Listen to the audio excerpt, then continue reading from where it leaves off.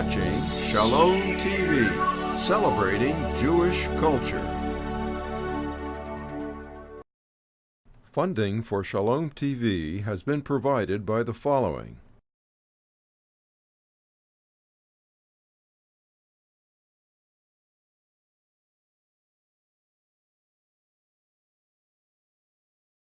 And by viewers like you.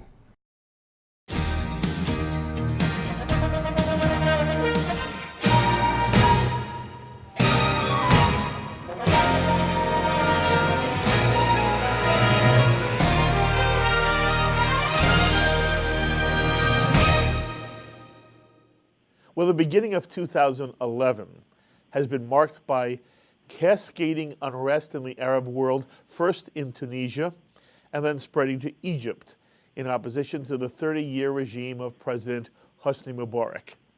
And the Jewish world has its typical question. Is it good or bad for the Jews? Is the upheaval in Egypt good or bad for the state of Israel? Well, for some real insight, we're pleased to have on our phones right now from Washington, D.C., one of the most brilliant analysts of Middle East affairs on the American scene today, David Makovsky, the director of the Washington Institute's Project on the Middle East Peace Process. And David, thank you so much for joining us again. Delighted to be with you again, Mark. Thank you, David. So, David, look, so much of what we've seen on television these days seems to have taken everyone by surprise, including the Americans, the Israelis, and the Egyptians. And it reminds me of how surprised all the experts were when the Berlin Wall and the Soviet Union suddenly seemed to fall out of nowhere. So, David, who and what's really behind the uprising in Egypt? Look, people have been saying for a long time that the stagnation in Egypt is illusory, that if it continues, it actually serves to foment radicalism. It might not be apparent on the surface, but bubbling underneath, it could explode. I think that, we're still in the middle of the storm, and whenever there's a battle, there's a fog of battle, and visibility is very limited, and I think it's important that we remain humble in our predictions, because events have a way of overturning the best-laid plans or the best-laid predictions. So, we're seeing a situation where the public in Egypt has felt after 30 years of Hosni Mubarak, it's, as they say in Arabic, kafaya, enough.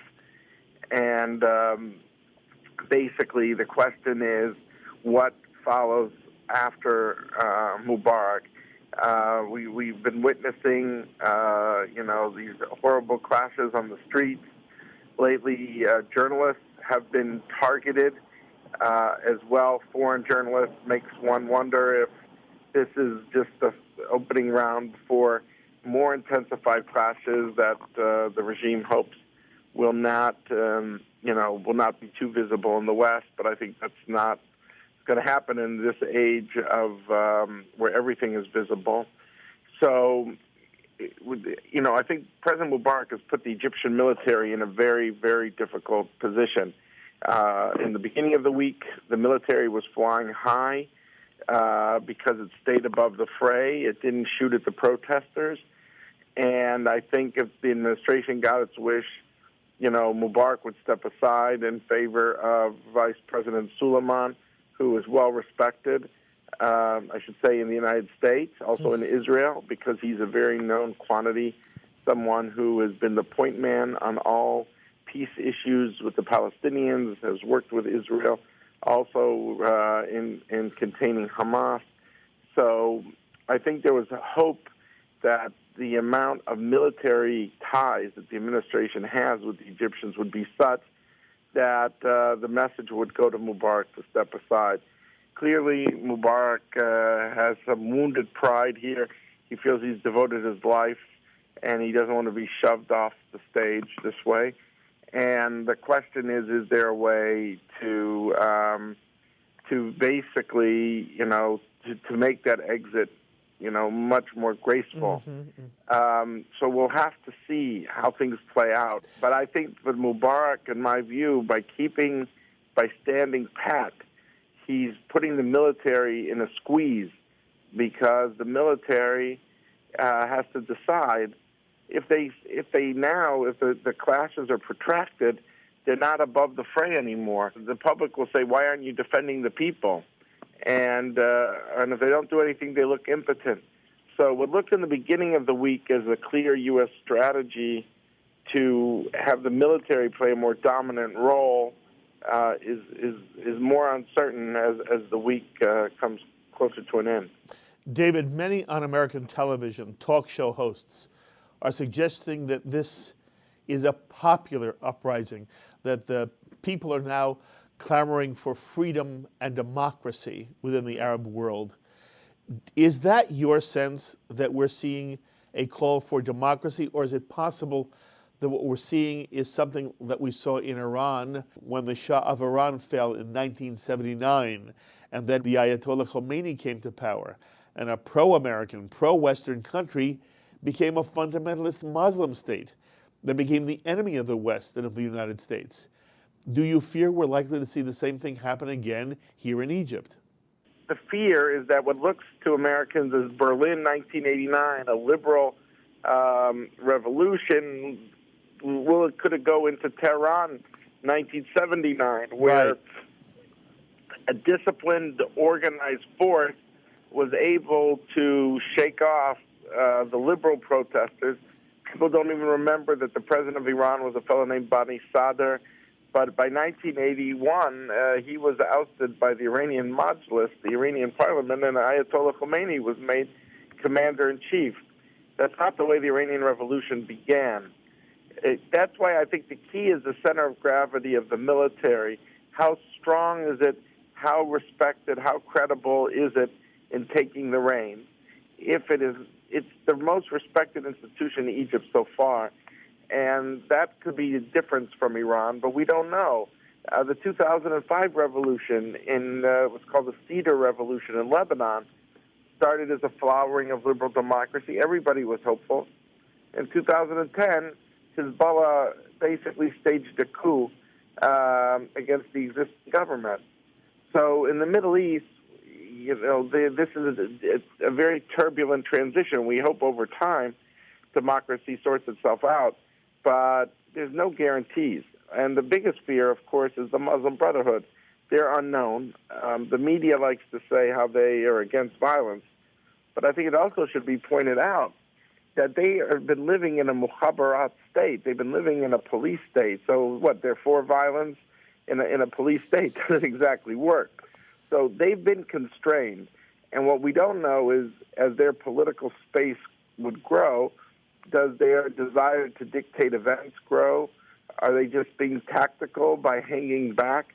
Now, it's clear that there is an outpouring of real Egyptians who genuinely want a better life. The tone of the demonstrations has not been anti-America, anti-Israel, but it's been, we want jobs. We want to be like the rest of the world. We're seeing it on satellite TV every day. We want to be like them. So I think the outpouring is genuine, but what I don't know, and I always think we need to be humble, what we don't know is how can a few skilled, determined, disciplined, organized people who are, not the majority, are they able to somehow manipulate an unstable situation to their benefit? Now, it's true that a lot of the middle class who've turned out have been connected through Twitter and Facebook, and it's beautiful to see. But the Muslim Brotherhood has long associations through the mosques, and we don't know if they will try to undo this result. I think our hearts are clearly, we want a better future for the Egyptian people. It's obvious. I think the key is to make sure, and I think the military, being the trusted institution, is the one to do this. And they're stronger than the Lebanese military of 2005 or the Iranian military in 1979 that was associated with the Shah, that the key is, are they able to lead the transition, to guide it, to shape it for a more inclusive future in a way that's not one of chaos and does not maximize the Muslim Brotherhood's ability for mischief-making. Will the Israeli-Egyptian peace hold on if Mubarak goes? Well, this is what we don't know. I think if General Suleiman and the military, maintain their firm grip in, leading this transition, I think there's a good chance because it's a military regime anyway. And like I say, General Suleiman is the most respected general in the U.S. and in Israel. So I tend to believe that, people will breathe a sigh of relief but you can't just look at this a day out, a week out, a month out, a half a year out. You got to see how stable this transition is and a transition to what. If the Muslim Brotherhood were to end up in power in Egypt, what would that mean for the Israeli-Egyptian peace? Well, it's clear if they have a dominant role that this is major problem. I mean, I think so. I mean, it's true we don't know for sure, and it's true because, like I said, they've been under the boot of the Mubarak state, and so we don't have a good reading. But if we just look at their statements, they've been against the peace treaty. For sure. They're angry at the Egyptian government for being too tough on Hamas. They don't like that. And so what happens at the Egyptian-Gaza border? Mm-hmm. That is key. And if you're an Israeli military planner, the great thing about Mubarak, he has many things that, that you can criticize him for, but to his credit, he has kept Egypt out of war ever since the Sadat visit. And, when he replaced Sadat since 1980, for these 30 years, he has spoken publicly how war is solved nothing, how Egypt will not go back in the war coalition. And without Egypt, as the saying goes, there's no war coalition. So what you don't know is if the Muslim Brotherhood would take over and you're an Israeli military planner, you have to rethink a lot of things. Now, what's also true is if they play a dominant role and they say these things, they immediately lose all American assistance. The United States is certainly not going to be for a Muslim Brotherhood state, that renounces the peace treaty. So it's not like we're I don't think we need to be an alarmist about that today, but I'm much more skeptical of their intentions given their statements, and this is while they're constrained. If they're not constrained, I think it's more worrisome. Why is General Suleiman an improvement since he already is part of the system? General Suleiman is basically has been the equivalent of the Egyptian foreign minister. He's the head of external intelligence. He's not, you would call him maybe almost a CIA director, but he's been a diplomat, really, in dealing with the whole Arab-Israeli peace issues. He deals a lot with the U.S.-Egyptian relationship. He's just very knowledgeable. He's very practical. He's a wise man. He's someone who's, believe me, does not see Hamas through rose-tinted glasses. And he is extremely knowledgeable. And he's liked by the Egyptian people? So far, yes, because he's not identified. The military is above the fray. It's like in Israel, it's an army of conscripts. It's the people's army in that regard. And he and Tantawi, the defense minister, they're viewed as the leaders at the top of the defense system. And he's he's not like the police, which cracks heads, or their equivalent of the FBI or the, those people are internal security, and you just, you wonder what sort of abuses these people are involved in. But he doesn't get his hands dirty at all, and deals with more external issues like the Egyptian-Israel peace, like the Palestinian Authority, like how to contain Hamas. He has a very realistic view, in my opinion, of the situation in the region. And, there's a danger of putting too many eggs in that basket, of course. because you don't know if it'll turn out. And my fear is that by Mubarak not stepping aside, and he's putting them in a tight squeeze. They're caught in the middle.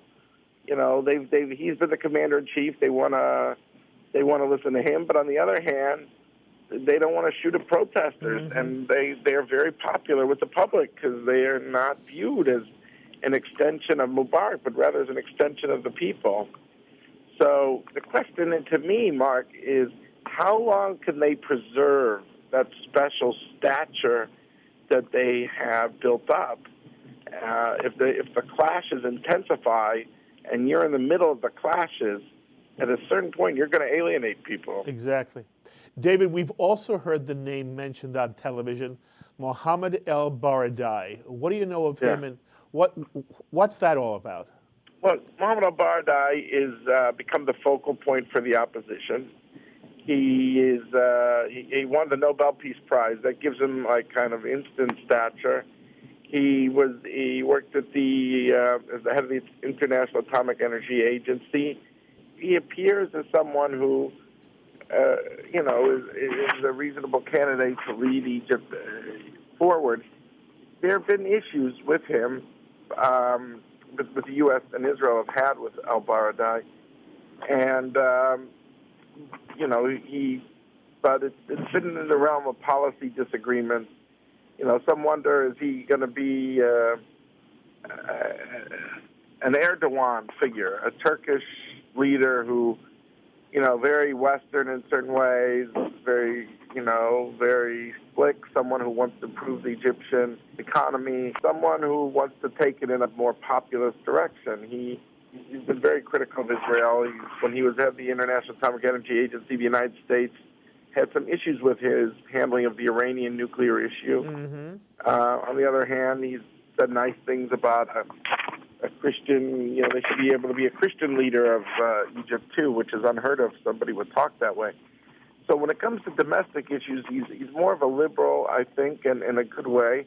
But my concern about ElBaradei, and I hope I'm wrong about this, is that his power base is not, because he's not as known in Egypt. Now he's become known because of the Nobel Prize, and he flew in the middle of the storm by flying into Egypt and grabbing a bullhorn and going to Tahrir Square.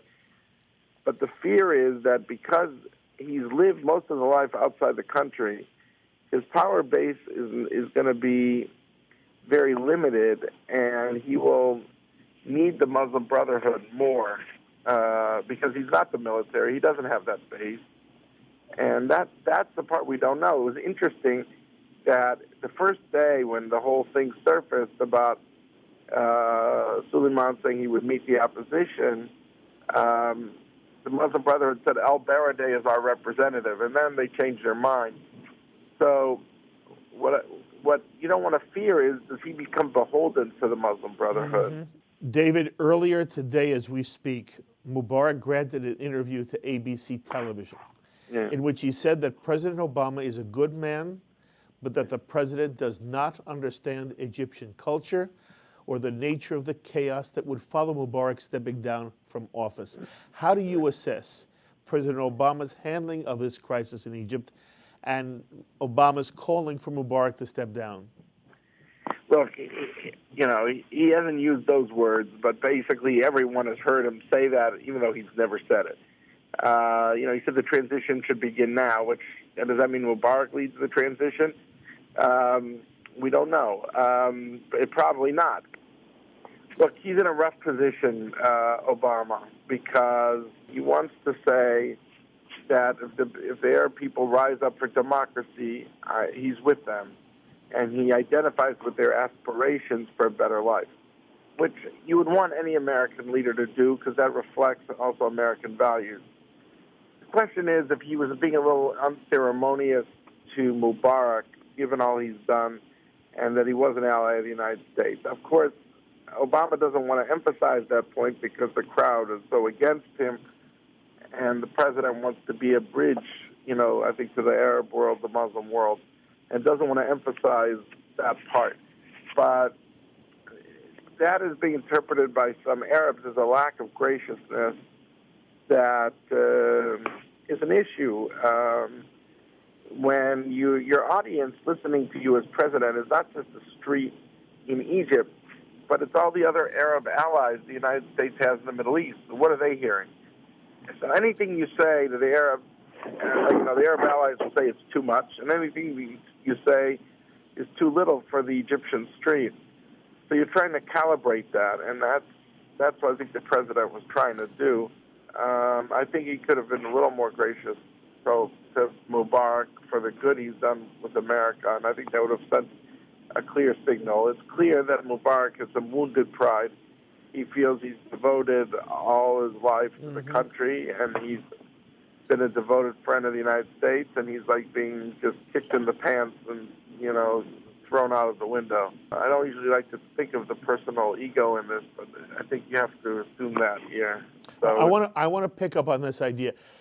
You've pointed out for 30 years, Mubarak has maintained a working peace relationship between Israel and Egypt, which has been wonderful for Israel, not to have to worry about fighting an Arab Goliath along its southern border.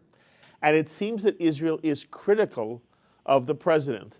I know you speak to Israel all the time, but it seems that Israel is critical of President Obama for failing to support such an important American ally. Yeah. What's your sense here? It's true. It's funny that you're getting all this nostalgia for Mubarak coming from Jews and Israelis who were critical of him all these years for the cold peace. Yes. They would always talk about, or the fact that the Egyptian press ran a lot of anti-Semitic caricatures and things like that. I mean, now but it's true also in recent years that the relationships have gotten closer. I mean, Netanyahu has met with Mubarak more than any other leader, I think, in the world, except with Obama. On one hand, it's true Mubarak never visited Israel, except for Rabin's funeral, which he told reporters didn't count. But the last few years, there's been more of a convergence, because the convergence is built on a common interest. The desire to contain Hamas in Gaza, the desire to ensure that Iran does not get a nuclear bomb, the opposition to Al-Qaeda. It's counterintuitive to Jewish listeners if you hear what I'm about to say, but it's the truth, that Israel's best relationships in the Arab world are with Arab intelligence agencies. And I know for Jews, they can't understand it. It's new to them because they're not brought in on this. But there's the convergence of interest of a common enemy, whether it's Hamas, Hezbollah, the Iranian nuclear program, Al-Qaeda, and now it's believed that they're not being treated well. Well, how does the king of Jordan going to interpret that? Or how does the king of Saudi Arabia interpret that? Exactly. And that's Israel's fear, that Israel is afraid of a replay of the Shah of 79, a democratic president who, upset with the human rights record of one leader, then opens the door to something far worse. I don't want to start giving marks to the president. All right. We'll have to see. This thing, I love sports, so I tend to compare things to sports analogies. This, we don't know if we're in a baseball game where we're only in the second inning. All right. How would you assess now, in retrospect, the impact of President Obama's pro-Muslim speech in Cairo in June of 2009? Did that speech prompt the Muslim Arab world to be more pro-American than it was during the Bush administration? It's a great question. I don't know the answer. Do you worry at all that there will be an Iranian influence in Egypt? No. I mean, they're all Sunni there. They're no Shia. Right. Now, it's true that the Iranians back also Hamas, and Hamas is Sunni, but I don't know. The Egyptians are, for them, the other pole of the Middle East. I mean, them and the Saudis are the two Sunni pillars. I want you to help me with one general theme. There seems to me to be, and I may be wrong, so I need you to help me. Yeah. There seems to me to be just a hint of simplistic naivete on the part of those who are in the media and elsewhere quick to suggest the United States should always support democratic movements in foreign countries, as if the United States should oppose the governments of, for example, as you say, Saudi Arabia or Jordan, which are run by dictators the same as Mubarak. They're simply called kings instead of president. And Yeah. I wonder how realpolitik acts here. Sometimes it seems to require a nation to make alliances with with regimes that are not democratically ideal.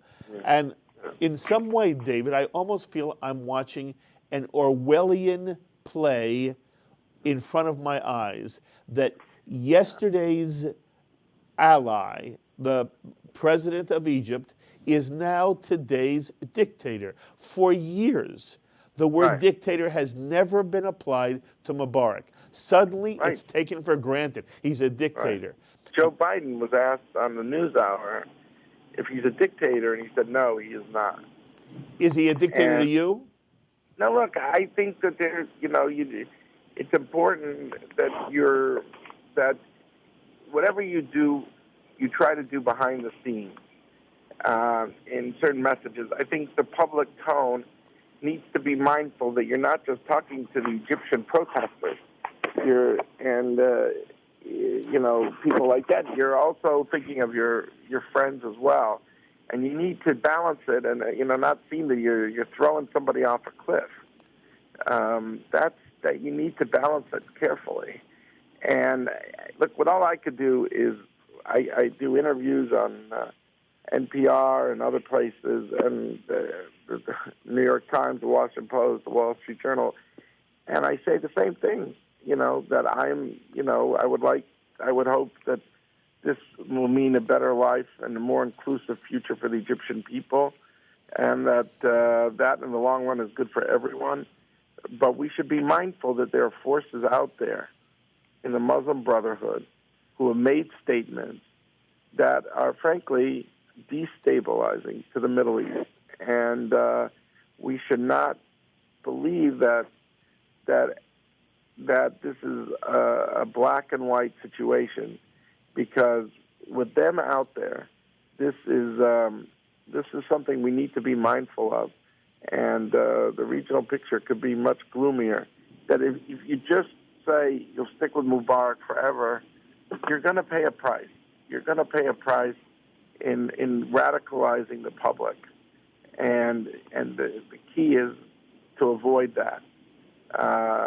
And you've got to find a way to do this in a way that you maximize the positive voices out there, and you don't be Pollyannish or naive about the Muslim Brotherhood. And Hamas is a branch of the Muslim Brotherhood in Gaza.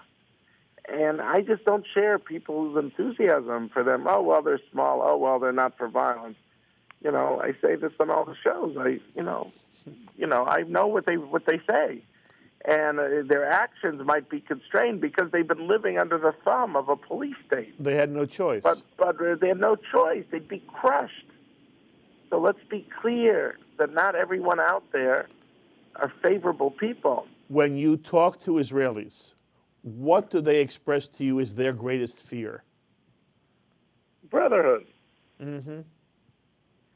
They fear the Brotherhood. I think I was in the Wall Street Journal. I said, look, the Israeli fear is Hezbollah to the north, Hamas to the west in Gaza, the Brotherhood to the south, the Iranians to the east, an encirclement.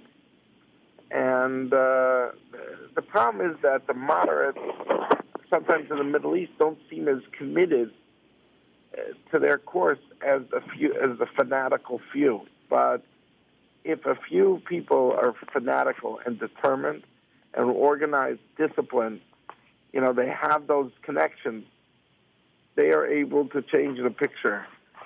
That's why I think the Egyptian military is crucial, for the foreseeable future. And we have to make clear that America also has interest, and I think that we want a more inclusive transition. I hope the military can do it. But we have to make clear that any government in Egypt that does not keep to its international commitments is not one that will be supported neither by the U.S. nor by Europe. I think that is that's definitely something that people would feel comfortable with. David Makovsky, thank you for giving us so much time. I love hearing your analysis. I wish you kol tuv v'hatzlacha. We will talk again when the situation presents itself. In the meantime, be well, my friend. All the best. Thank you. And those were the thoughts of David Makovsky, the director of the Washington Institute's Project on the Middle East Peace Process. I hope you enjoyed hearing him. As always, I invite you to be in touch with me to express your thoughts. Email me or write me this week, or post on our Facebook page, or tweet me. I look forward to hearing from all of you. Until the next time, I'm Mark Golub. Be well, my friends.